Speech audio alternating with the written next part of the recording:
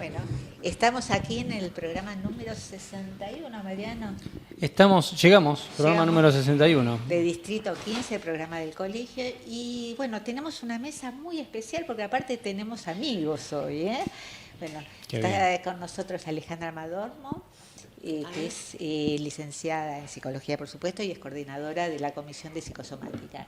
Y el licenciado Pablo Ponzowi, que aparte de psicólogo es un gran trabajador social, ¿no? Y bueno, bienvenidos a los dos. Mariano, ¿qué te parece si antes de comenzar con nuestros invitados leemos, ya que hay varios inconvenientes con el tema de la ley del psicólogo, la ley de salud mental, nuestro colegio sacó este comunicado? ¿Te parece que lo lea yo? ¿Cómo no? Me parece más que bien. A favor de la Ley de Salud Mental 26657, frente a las informaciones difundidas por diversos medios de comunicación y ante la falta de aclaración de las autoridades nacionales pertinentes, el Colegio de Psicólogos de la Provincia de Buenos Aires, Distrito 15, remarca la vital importancia de la Ley de Salud Mental 26657 del 2010. Ley que garantiza derechos para aquellas personas que sufren de padecimientos mentales y contempla el correcto tratamiento desde una perspectiva interdisciplinaria e integral del sujeto. Asimismo, como colectivo profesional, señalamos que sería un gravísimo retroceso derogar la ley, ya que se verían dañadas nuestras incumbencias profesionales en el ejercicio de las jefaturas de servicios y en el pleno ejercicio de nuestra labor como psicólogas y psicólogos. Es por eso que nuestro Colegio de Psicólogos Distrito 15 se pronuncia a favor de la Ley 26657 del 2010, plenamente reglamentada y garantizando la salud mental y los derechos humanos de todos los habitantes de la República Argentina.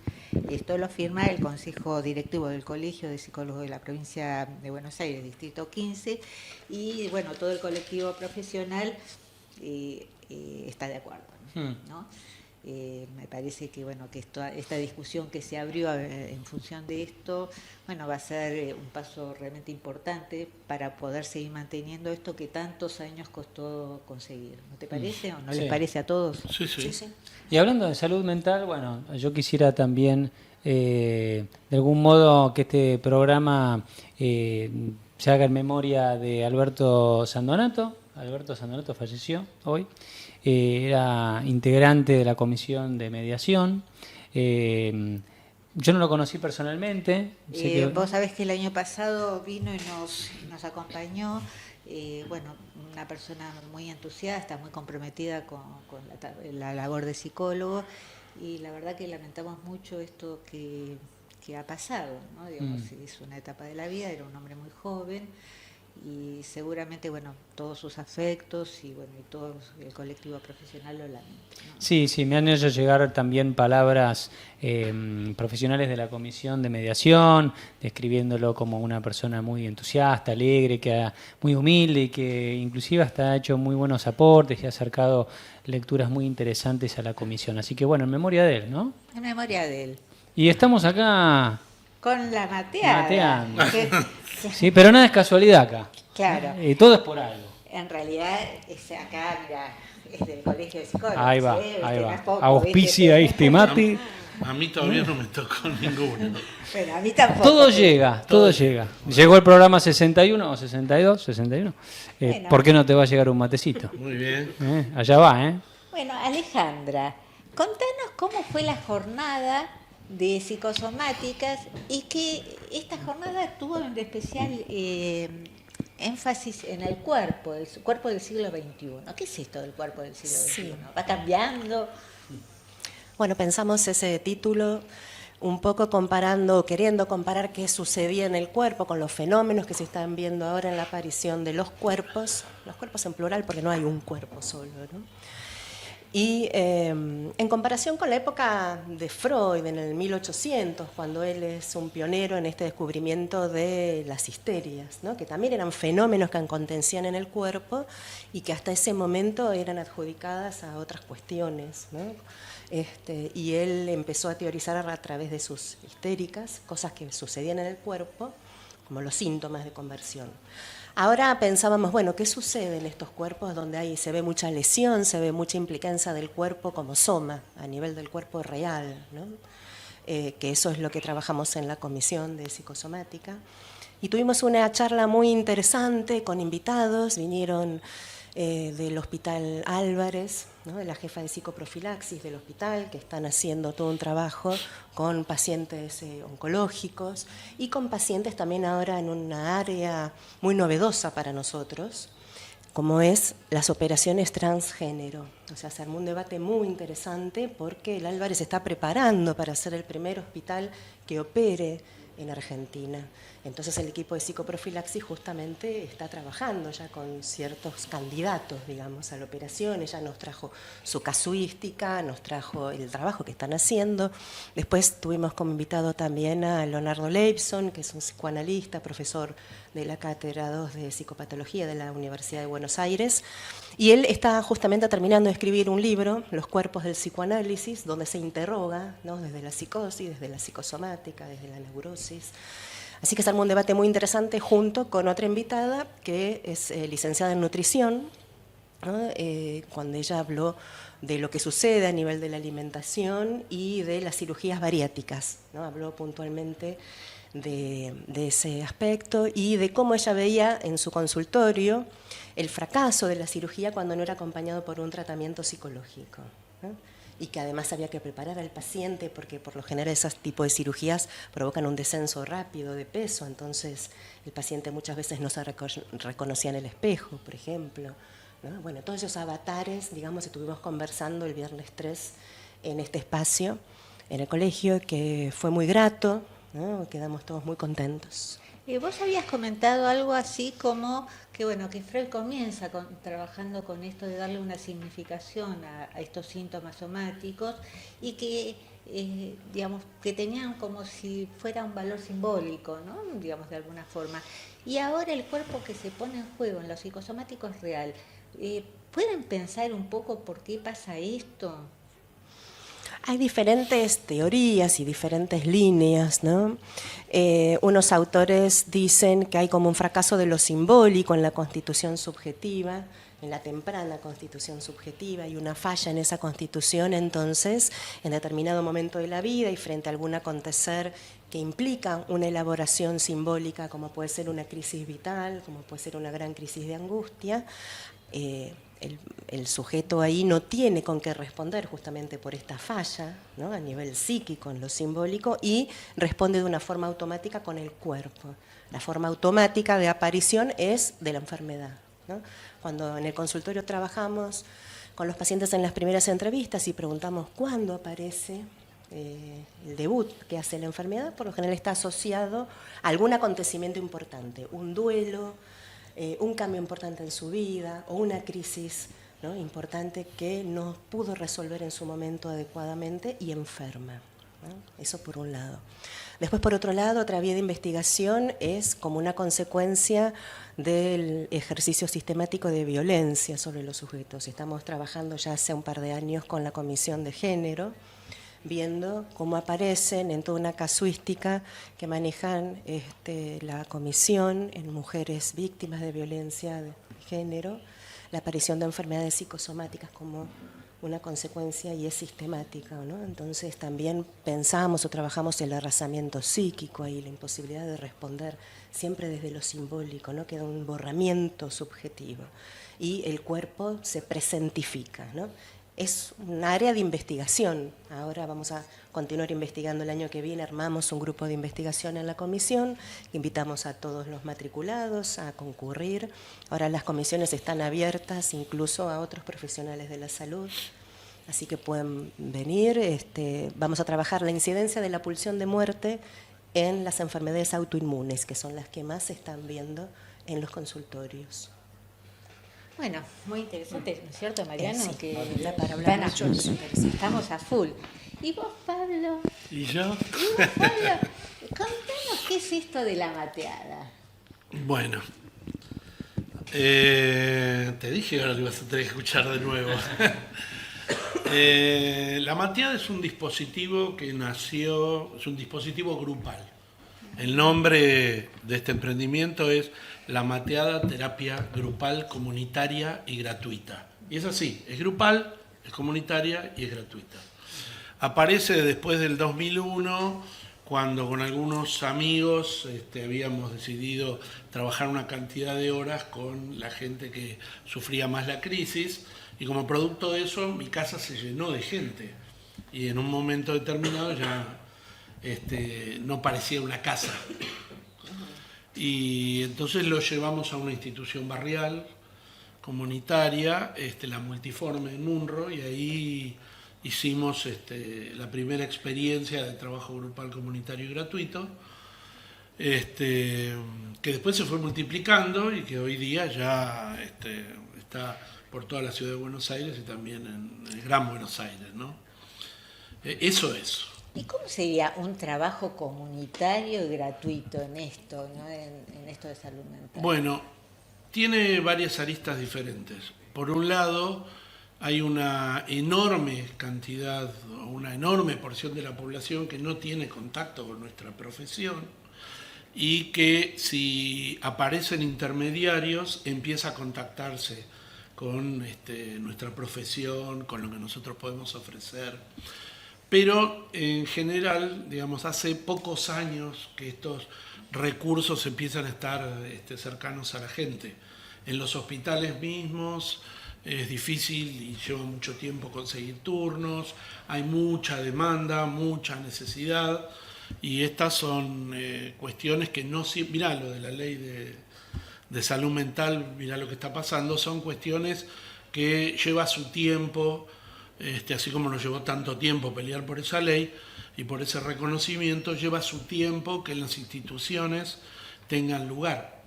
Entonces nosotros empezamos a trabajar en forma pública pero privada. Es decir, cada uno de nosotros, de los que adheríamos a esta idea, ofrecimos una cantidad de tiempo con la condición de que fuera gratuito, que los profesionales fueran egresados universitarios y matriculados, que se trabajara en espacios comunitarios como sociedades de fomento, clubes de barrio, centros culturales, donde no hubiera cuestiones comerciales de por medio, y nosotros, por supuesto, no tocamos dinero, la institución no cobra nada, y si la gente quiere hacer un aporte, se lo hace a la institución para los gastos de limpieza, para electricidad, No, el mate lo llevamos nosotros.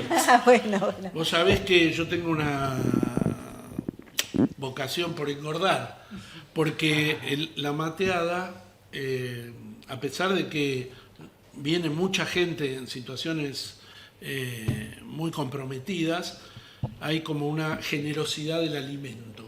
Todo el mundo trae algo, todo el mundo trae mate, todo se comparte.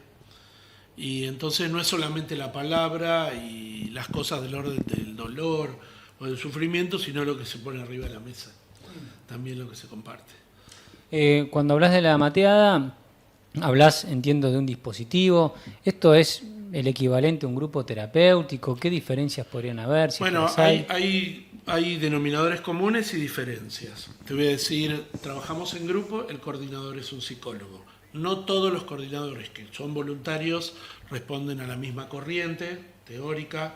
En esto hay involucrados psicoanalistas, gestálticos, sistémicos. De manera que trabajando fuimos definiendo un formato de trabajo con el que pudiéramos sentirnos cómodos todos los que dirigimos estos grupos. El dispositivo es de libre acceso, no hay entrevistas previas. Por lo cual los terapeutas, los digamos responsables de cada grupo, tienen que ser gente con experiencia. Y aunque quiero decirte que en estos 5 años de trabajo grupal comunitario no ha habido ni una sola situación comprometida en el sentido del riesgo. Ni una, y por acá han pasado ya, si no miles, por lo menos cientos de personas, ¿no? Hay un coordinador y un grupo, ¿sí? La gente habla, el psicólogo escucha y se utilizan distintos tipos de herramientas para elaborar lo que va sucediendo de acuerdo a la corriente del coordinador. No trabajan igual los que son sistémicos que los... Pero hay muchos denominadores comunes y técnicas compartidas. ¿Este dispositivo tiene algún tiempo acotado para los pacientes? O bueno, ¿se puede llamar pacientes en estos dispositivos? O Mirá, llamar... podemos llamarlos como que... Sí, tiene un tiempo acotado. La actividad, en vez de decirle la sesión, porque nuevamente en cada corriente le llaman de otra manera. Finalmente todos estamos trabajando con la misma población, el mismo conjunto, los mismos sufrimientos y las mismas palabras. Dura alrededor de 1 hora y media, a algunos coordinadores les dura un poquito más, a algunos un poquito menos. Se trabaja una vez por semana. Y es un horario que se repite a lo largo del año, semanalmente, y la gente viene cuando quiere. Si quiere venir, viene, si no quiere venir, no viene. No hace falta avisar, no hace falta inscribirse. Y lo que sucede es que sucede el fenómeno grupal. Una vez que el grupo se constituye, las reglas las pone el grupo.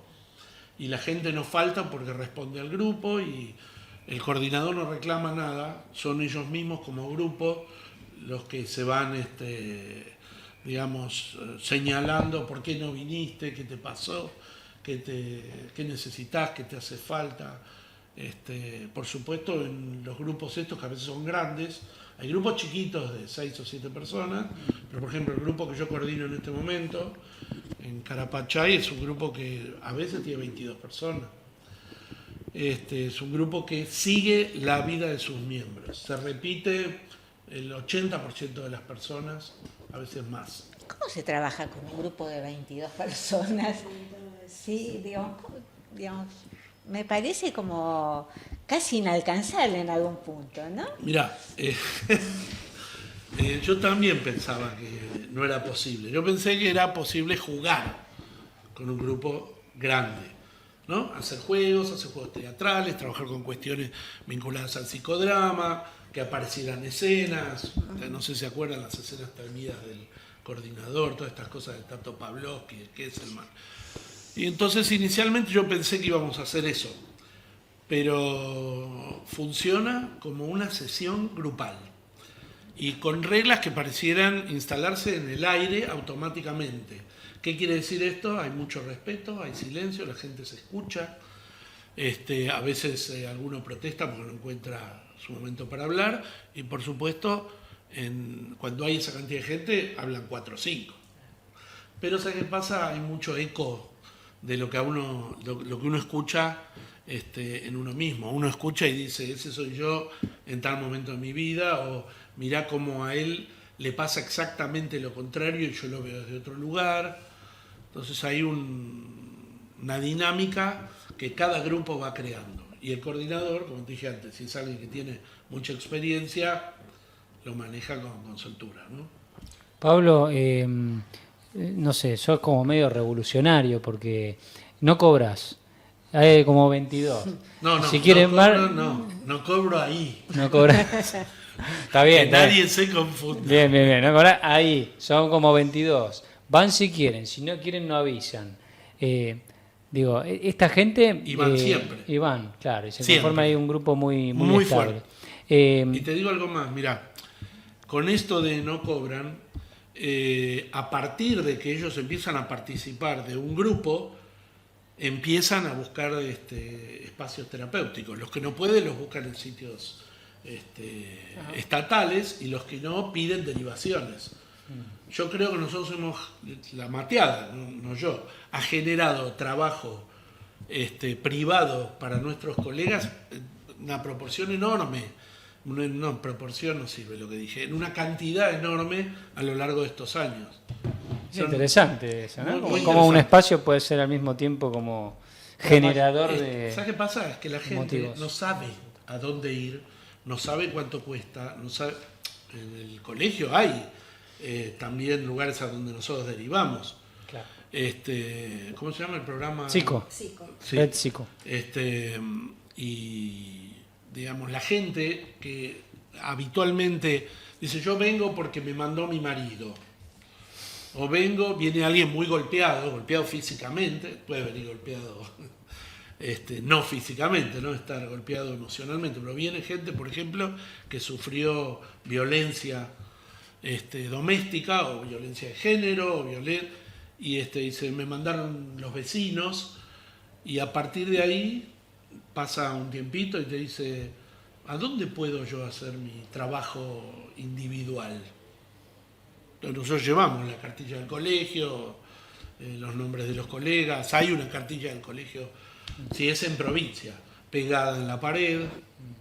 En estos lugares se hace también escuela primaria para adultos, termina la secundaria, son sitios comunitarios donde se hace mucho trabajo social. Y esto moviliza mucho todas estas cosas y nos conecta a nosotros, a los psicólogos, a la comunidad terapéutica, profesional, con gente que no sabría cómo llegar si no. ¿Y cuáles crees que son los motivos que impulsan a estas personas a ir a estos grupos? El dolor, la frustración, la insatisfacción, la calidad de vida, la vida rota, la imposibilidad o la dificultad de conseguir lo que buscan. ¿La curiosidad podría ser también? Sí, puede ser. A los colegas les sucede eso. Muchos psicólogos vienen y no te dicen que son psicólogos. Y vienen a ver, y a los 2 segundos el coordinador se da cuenta. Pero y otros colegas llaman por teléfono y dicen, che, se puede ir a ver, se puede participar, se puede... Este dispositivo, digamos, ¿qué cantidad de colegas aúna, más o menos, al menos en provincia? 60. Ajá. Bueno, y vos decías que algunos es como el paso inicial como para comenzar una terapia quizás individual o otro tipo de abordaje. Te diría que la mayoría de la gente. Pero alguna gente por ahí sale como, bueno, se da el alta de este lado, bueno, pudo haberlo resuelto. No, viste, el alta, sí, ya sé que me suena, ¿sabés qué me suena? Me suena el himno a la bandera, ¿cómo se llama? Aurora, alta en el cielo. No, lo que a mí me pasa con eso es que yo no sé, cuando alguien deja de venir, es el grupo el que lo sigue. ¿Entendés? Entonces alguien puede decir, mira, yo no voy más porque me embolo, no voy más porque no se puede hablar, no voy más porque es un quilombo, no voy más porque no me sirve para nada, pero en general no sucede eso. La gente sigue viniendo y de hecho en lugares como por ejemplo la Multiforme en Munro, abrieron un segundo grupo, porque ya en el primero no había espacio. Y en nosotros hicimos un convenio con el gobierno de la Ciudad de Buenos Aires y utilizamos los espacios donde se hacen talleres en las escuelas. A la noche se hacen talleres de distintas disciplinas. Y ellos nos invitaron a que nosotros hiciéramos la mateada. Y empezamos a figurar en la cartelera. Entonces la gente llamaba al gobierno de la ciudad para preguntar cosas sobre esto, y ellos le decían, vaya y pregunte ahí. Entonces vos tenés a veces 2, 3, 4 personas que están afuera, mirando desde afuera, pispeando a ver de qué se trata. Y después habrá alguno que se dé de alta, no sé, puede ser. Yo no le doy de alta. Claro, bueno. No le doy de alta a nadie. Alejandra, en lo que es el área de psicosomática, ¿no? ¿Tenés experiencias de trabajo grupal? ¿Podría llegar a funcionar? ¿Funciona? ¿Es preferible más un trabajo individual? Depende. Experiencias grupales se pueden tener en instituciones como en los hospitales, como a la manera de grupo terapéutico, decís. Claro. Hay en funcionamiento grupos de pacientes oncológicos, por ejemplo, de pacientes con fibromialgia. Después lo que trabajamos en consultorio, por supuesto, es el caso por caso, ¿no? Que tiene que ver con la particularidad de ese sujeto, implicado o no. Si se implica, vemos que al principio siempre falta una implicación subjetiva en este tipo de pacientes, ¿no? Vienen más bien con un diagnóstico médico, lo trae la familia o es derivado por el médico, pero tiene mucha importancia la lesión o la presentificación de la enfermedad, digamos, que es lo que a veces les da una entidad o una afiliación, un ser, ¿no? Cuando dicen soy diabético, soy asmático. Esto lo trabajábamos el otro día en el Hospital San Fernando, donde el grupo de diabéticos se ve mucho esto, ¿no? La pertenencia al ser desde la enfermedad, ¿no? No desde otro lugar más simbólico, que puede ser un nombre propio, puede ser una profesión, ¿no? Puede ser cualquier otra cosa desplazado del cuerpo, ¿no? Eso es como un rasgo en el paciente con una lesión psicosomática. A nivel psíquico se piensa como, ¿no? En toda una teorización, fenómeno psicosomático, ¿no? Cuando hablamos de enfermedad es una terminología médica, ¿no? Viene desde la medicina ya el paciente, ¿no? Diagnosticado. A veces no es, a veces puesto a hablar en el consultorio. Bueno, el otro también debatimos eso, ¿no? Las estructuras. No siempre el paciente psicosomático plantea una estructura igual, digo, que el fenómeno psicosomático puede montarse en una neurosis, en una psicosis o en una perversión, ¿no? Al consultorio llegan más los neuróticos, pero en los hospitales se ven psicosis con enfermedades psicosomáticas. Entonces, bueno, es un desafío desde la clínica pensar la estructuración subjetiva y por qué se presentifica el cuerpo de esa forma. De hecho, el año que viene con la comisión queremos ampliar un poco y hacer clínicas del cuerpo, ¿no? Lo que se llama hoy por hoy clínicas del cuerpo, en todo esto que tiene que ver con poner el cuerpo primero antes que la palabra, desde los cortes en adolescentes, desde, ¿no? Los trastornos en la alimentación, anorexia y bulimia, las patologías del consumo, ¿no? Donde todo queda el cuerpo implicado desde un lugar, ¿no? Y una anomia de palabra, una falta de implicación ahí desde un sujeto que muestra algo en el cuerpo pero no puede decir, ¿no? Es complejo, no sé, me dicen, pero si hablo... La psicosomática es compleja. Nosotros usamos, cuando estudiamos el material, nunca tuve oportunidad de decírtelo, ella me regaló hace mire un usted lo que me tiempo, entero acá en la radio. Me regaló, creo que debe haber sido el primero, después de no haber salido otros libros, manuales de psicosomáticas, y lo usamos para estudiar en las reuniones, cuando nos reunimos a estudiar y a supervisar. Porque la psicosomática es muy difícil de tratar si no estás muy entrenado, y nosotros no lo estamos. Es cierto. Por eso derivamos a quien sepa, ¿no? Claro, pero esto lo decís para este dispositivo de la mateada. Sí, porque hay muchísima patología que pareciera ser psicosomática. Nosotros no podemos diagnosticar esto, pero si ya vienen del médico y el del médico fueron al especialista y el especialista dan vueltas con el tema y en un momento empieza a sonar que esto, digamos, tiene que ser dicho de otra manera, escuchado por alguien que lo pueda escuchar de otra forma, que sepa lo que hacer con eso, ahí es cuando nosotros derivamos. Alejandra, vos hablabas de las patologías del cuerpo y hablaste del Gattin, bueno, por ahí. ¿Este tipo de patologías se puede considerar como psicosomáticas? O, bueno, yo pensaba en esto que decía Pablo sobre la gente que viene con golpes en el cuerpo, como reincidentes, ¿no? Digamos, ya sea porque es golpeada como víctima o porque se autoflagela, ¿no? ¿Está dentro de lo psicosomático o es...? No, estaría dentro de, por eso queremos ser más abarcativos y ponerle clínicas del cuerpo. Está dentro de lo que se llama actualmente fenómenos de lo real, o porque aparece el cuerpo, ¿no? Desde lo real del cuerpo, no el cuerpo virtual, el cuerpo que le decimos, el cuerpo con el que hablamos, ¿no? Cuando nos referimos al cuerpo y digo estómago, por ejemplo, o digo, no sé, cualquier metáfora que puede llegar a aludir a algo del cuerpo. Esto es el cuerpo como soma, es el cuerpo que estudia la medicina justamente. Y cuando se pone adelante, por eso decimos presentifica el cuerpo, se manda primero el cuerpo y hay falta de palabra allí. ¿El adolescente por qué se corta? A la mayoría que le preguntamos dicen para aliviar un dolor, ¿no?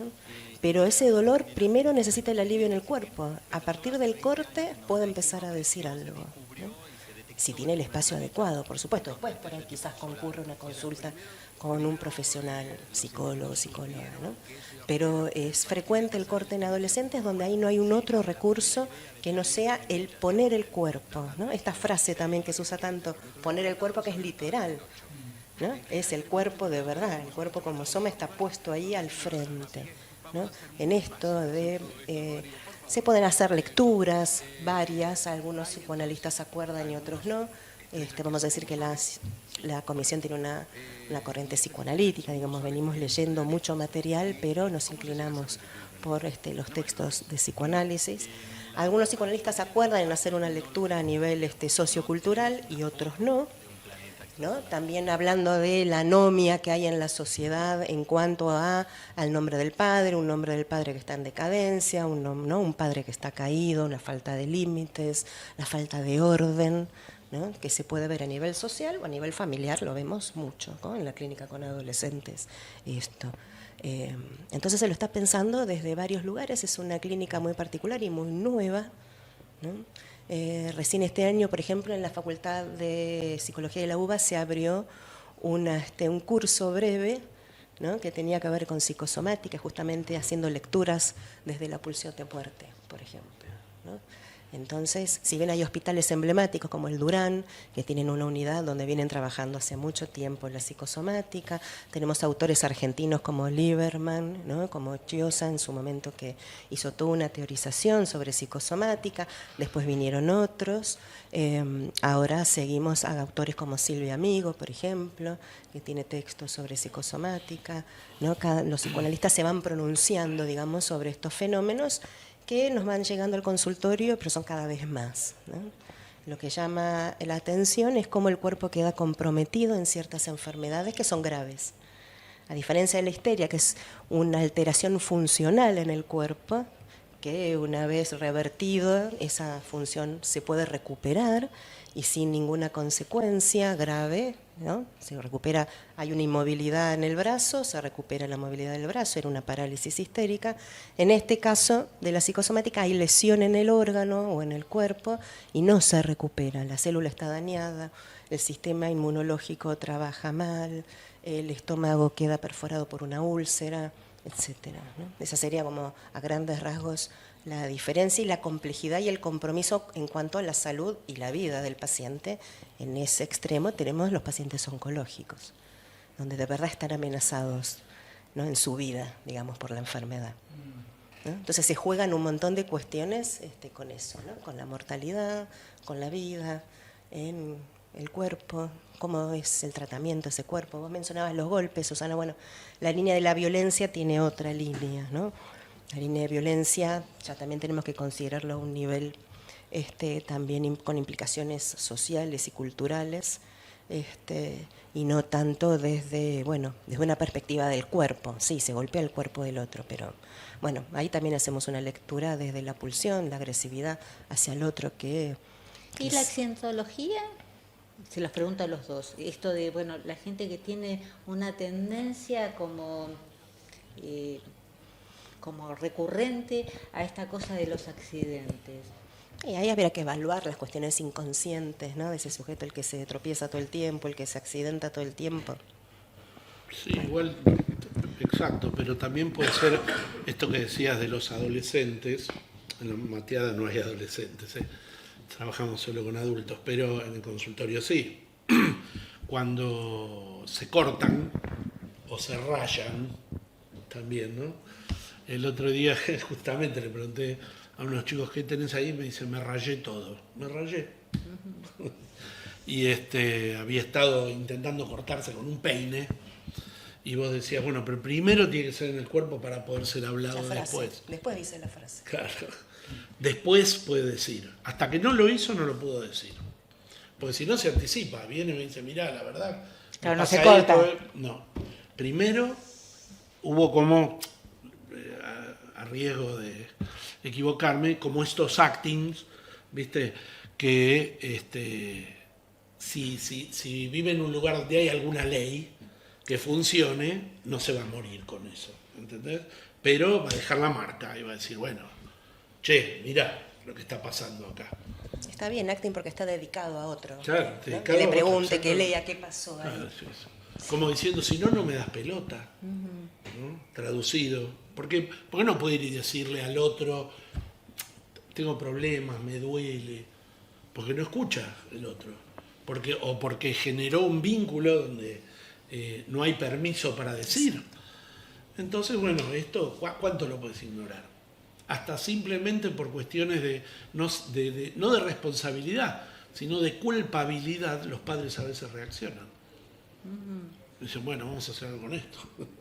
Sí, ahí en los casos de cortes se ve más claro, ¿no? En esto de estar dedicado a alguien.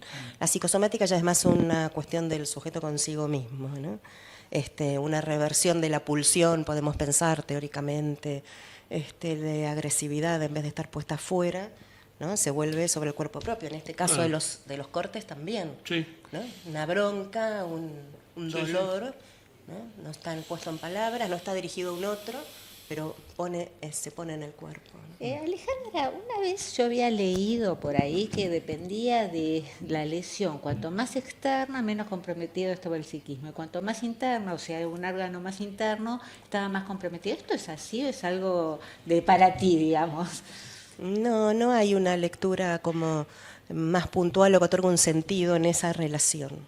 No sabemos por qué la elección de órgano, no sabemos por qué en uno es no sé, una psicosomática en relación, por ejemplo, a un cáncer y otro es una alteración en el sistema inmune, una enfermedad autoinmune.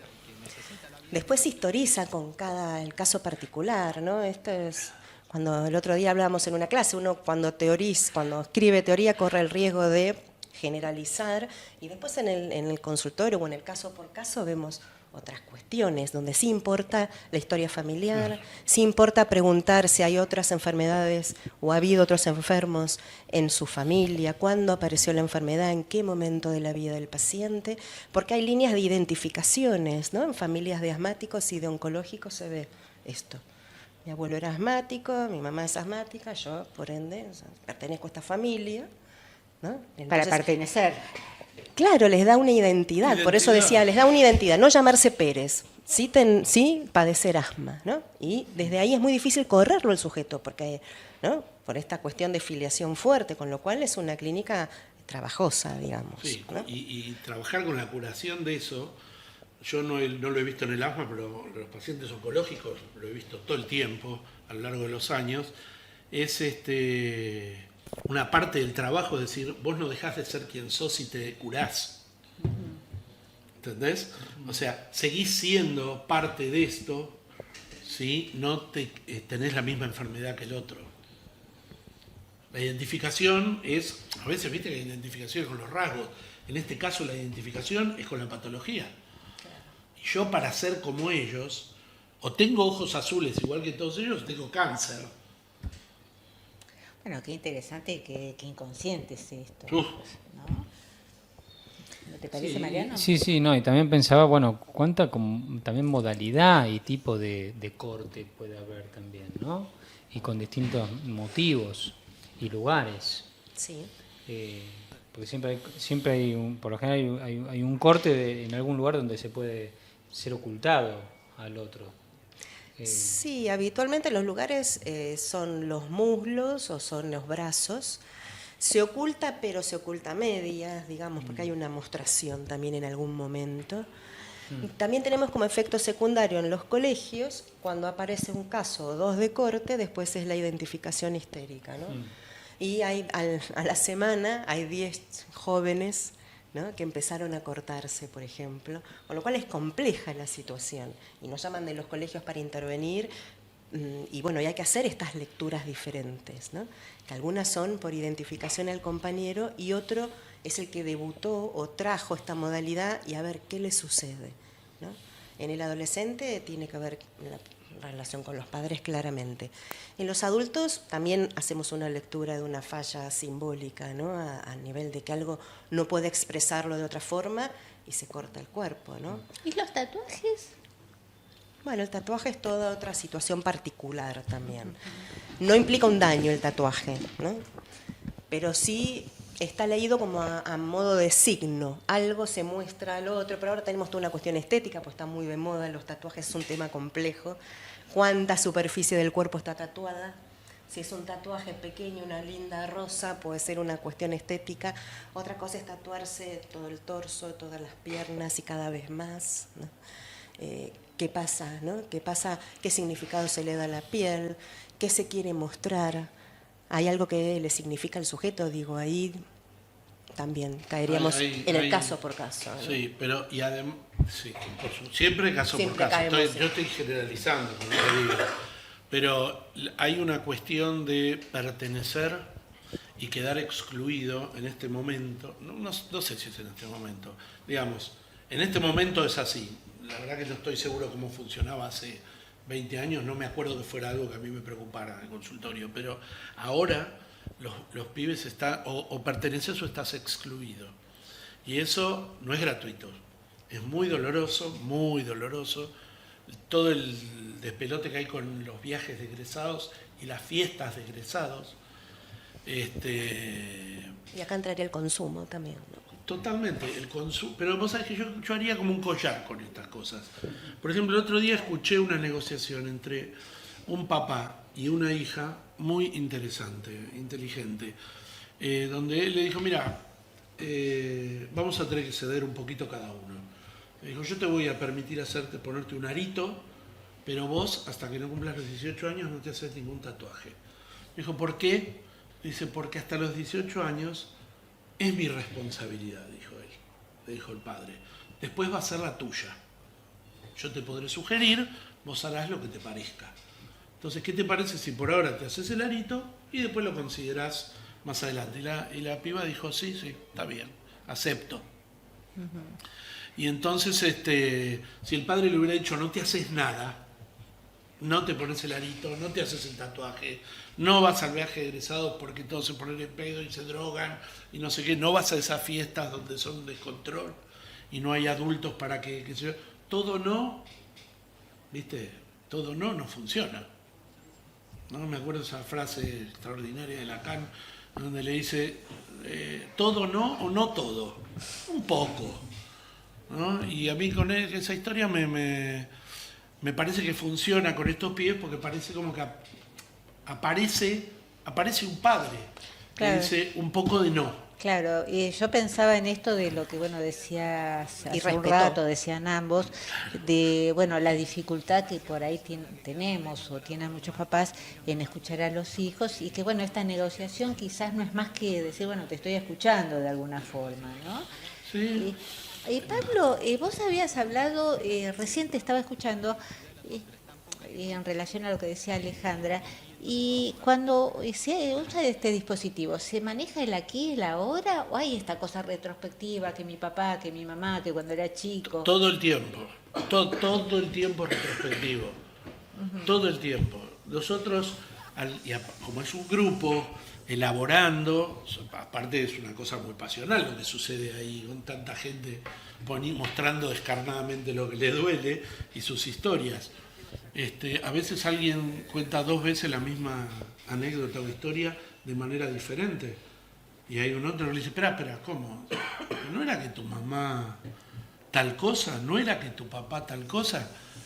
Entonces al principio había discusiones muy fuertes hasta que nosotros aprendimos a decirle, espera un poquito, el grupo, quizá este trabajo que hacemos o su propia terapia individual modificó su posición frente a esa anécdota y ahora la ve de otra manera. Entonces los demás dejaron de enojarse cuando alguien cambia un relato histórico, ¿no? Yo digo, no, porque mi papá tal cosa, o mi hermano, o el abuso de no sé qué, y entonces dice, bueno, no era tan así. O la verdad que había más que eso, ¿no? Entonces hay cosas de la escucha, de la mirada, del decir, de la historia que van cambiando.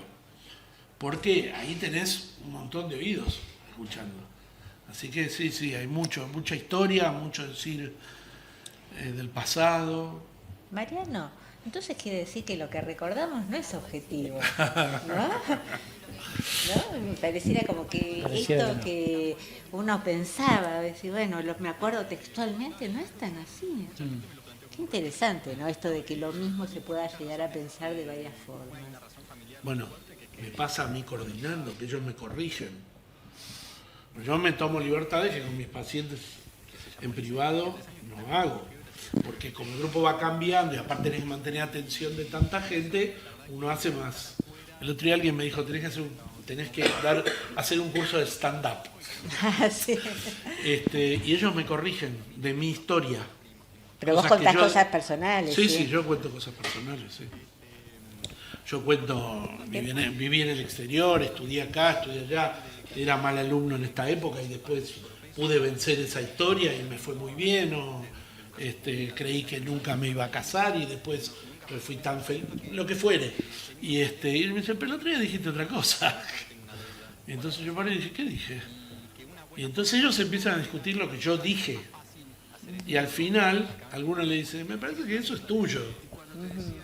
Y se va reconstruyendo, ¿viste? Un discurso grupal, que ya lo que yo dije, no tiene ninguna importancia. Lo que él dijo no tiene exactamente ya ninguna importancia. Lo que dice en ese momento dice, bueno, mira, yo no sé cómo fue, pero ahora yo lo pienso así. Lo recuerdo de esta manera y me funciona, me sirve así. Pensaba que al final somos seres de ficción, ¿no? Claro. Y sí, porque si no seríamos idénticos a nosotros mismos todo el tiempo. Y la cuestión es esta, ¿no? Que nunca voy a decir exactamente la misma frase que dije ayer, ni voy a contar exactamente el mismo relato. Por eso podemos trabajar los psicólogos, ¿no? Claro, cuando te dicen, pero vos te contradecís. Claro, me contradigo. Claro. Dice, obviamente, no hay contradicción en los principios básicos de esto, ¿no? Vos escuchás a cada persona con su historia, pero cuando funciona el trabajo grupal, te digo que es una Ferrari. Pero eso son historias, no Son importa historias. si sucedió así exactamente, qué realidad, Son historias. ¿no? ¿Cuál realidad? Sí, hay que decirlo. Sí. Bueno, te prestó una palabra, Alejandra. Todavía me presta muchas palabras. Yo robo de todo lo que escribe. Somos grandes conversadores. Sí. Sí, pensaba que qué potente que es lo grupal, ¿no? Lo Qué grupal es potente fantástico. puede ser lo grupal. Por supuesto que está lo grupal, lo individual, las No, dos una no modalidades reemplaza, tienen... una cosa no reemplaza a la otra. Totalmente, claro. Nosotros en este dispositivo no podemos hacer el trabajo que los psicólogos hacen en su consultorio ni en un grupo privado, porque el grupo privado tiene unas reglas que lo protegen y lo mantienen, voy a ser salvaje, aséptico. ¿Entendés? Del exterior. Acá entra gente, sale, trae, van a buscar el mate, vuelven, suena el teléfono, no pasa nada, no se reta a nadie. A veces el otro día estaban trabajando los albañiles. ¿Qué hacemos? Dijeron, ¿suspendemos? No, o sea, suspender porque están los albañiles. Vamos a trabajar con albañiles. Y al rato había uno de los albañiles sentado en un tacho de pintura, así, escuchando, ¿viste? Y a la salida vino y me preguntó, ¿se puede venir acá? Bueno, en realidad todos se estaban construyendo. No, interesante. Tenés razón. Claro, de alguna Todos forma. construyendo, reparando. Para pensar los dispositivos privado y comunitario, ¿no? Porque Absolutamente. lo que decías me hizo recordar mucho al hospital, donde Totalmente. se trabaja en el pasillo, en el patio, donde se pueda, ¿no? Pero fíjate, antes cuando conversábamos afuera, este es un país siempre está en crisis. Nuestra sociedad siempre estamos en crisis. Vos agarrás los diarios argentinos, todos los días hay una bomba atómica. Agarrás diarios de otros países, no es igual. Nosotros somos como, no sé, Horacio Quiroga escribiendo la realidad todos los días. Entonces, y la sociedad no creó los espacios para elaborar esto desde el Estado. Yo pienso que es una falencia del Estado esta y que debiera terminar siendo algo que el Estado tomara en sus manos, en el sentido de que hubiera en todas partes espacios donde hubiera un profesional coordinando y la gente pudiera llegar. Bueno, en la historia lo han hecho los sacerdotes, los filósofos, qué sé yo. Y ahora no hay.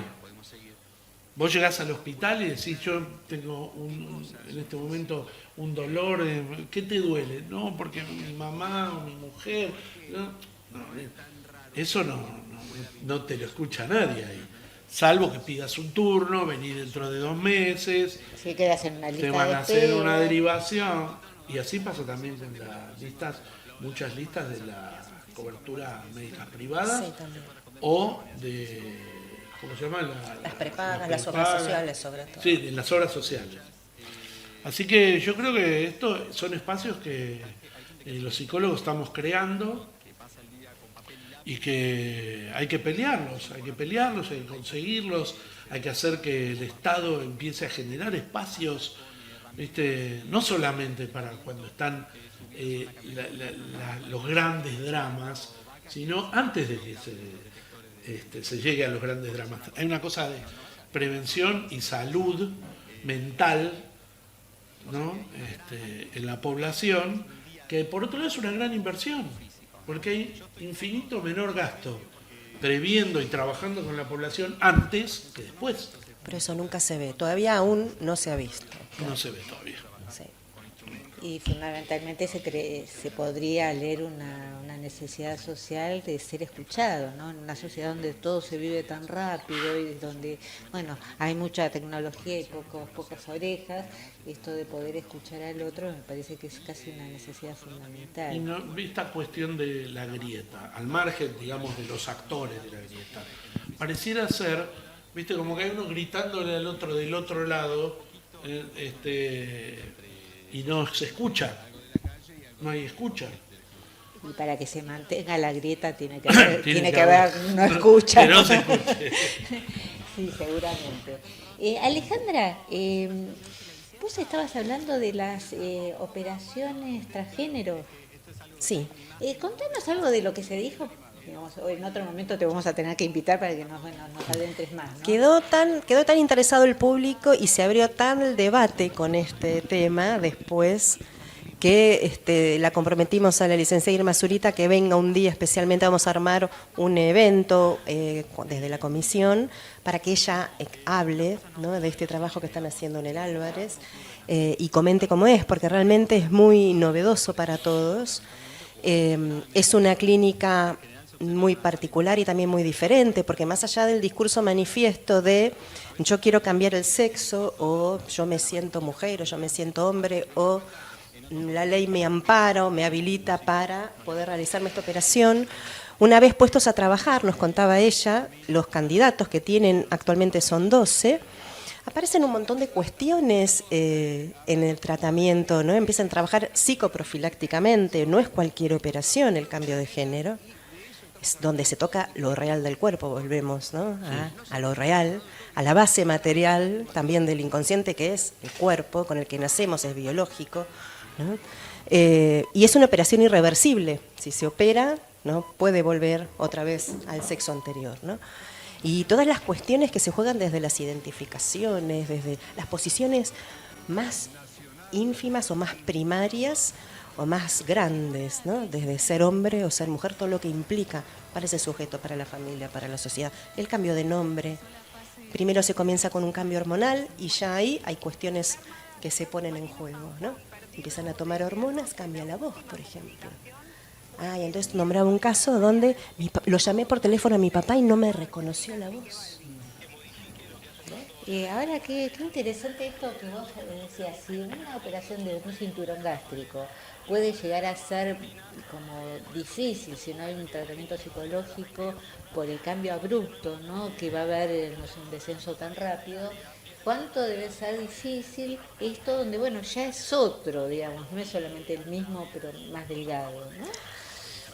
Es todo un tema, por eso un tema muy particular, no es una cuestión solamente de imagen, porque la imagen se modifica con hormonas y con vestimenta, ¿no? Ahí tenemos toda la línea del travestido, digamos, sexual, sino que acá se va a tocar el cuerpo en una operación fundamental que es rehacer o modificar los genitales, ¿no? Y en el caso, claro, bueno, y también los caracteres secundarios con las mamas, ¿no?, que es por donde se empieza. Se termina el proceso en los genitales porque, bueno, para mí me parece que es la roca, ¿no?, justamente identitaria, digamos. No es fácil, ¿no? Estamos cambiando toda una visión de género, ¿no? Porque decimos, bueno, biológicamente nacemos con un sexo, pero eso no nos determina desde lo subjetivo. ¿Nos determina o no nos determina? Bueno, Yo creo que no. entonces está toda en juego esa discusión, está esa formación donde Bueno, no nos porque determina, puede haber elección. Porque por otro lado, es toda una psicología muy particular esa, para la cual profesional tiene que estar muy preparado. Tenés que prepararte muy específicamente en esa área, que yo estoy reproduciendo lo que recuerdo de la conferencia de Irma Zurita. Ya vamos a mandar a la radio cuando sea el evento el año que viene, pero sí les comento que algunos de la comisión vamos a integrar el grupo de investigación que ella está armando en la Asociación Argentina de Salud Mental, en la SAM, sobre esta temática porque nos interesa particularmente, ¿no? Y seguramente cuando hagas la presentación, bueno, más de uno nos vamos a anotar, ¿no es cierto, Mariano? Claro que sí. Mariano, nos quedamos cortos de tiempo. Una vez más. Una vez más. Realmente, hacemos? bueno, nos quedaban con un montón de puntos en el tintero y bueno, nos gustó realmente tenerlos a los dos juntos y digamos, es la primera vez que tenemos dos áreas totalmente distintas, bueno, distintas o complementarias, como si se quiere, en una misma entrevista. Y, bueno, Nos animamos a matear hoy. no nos animamos a matear. A matear. Y la verdad que, bueno, me parece fantástico todo lo que dijeron y nos quedamos con muchas ganas, ¿no es cierto, Mariano? Así es, así es. Los vamos a invitar para el año que viene, bueno, en Ya forma está, separada. falta... Claro, lo que pasa es que ya se nos está acabando el programa, el ciclo de este año. Entonces, a partir de marzo, que vamos a hacer una agenda, ¿viste? Bueno, quizás consigamos más horarios, ¿no? Quizás. Bueno, volvemos, ¿no? Volvemos, claro. Claro, vuelven A contar y- más. Bueno, Mariano, Gracias. muchísimas A gracias. un placer.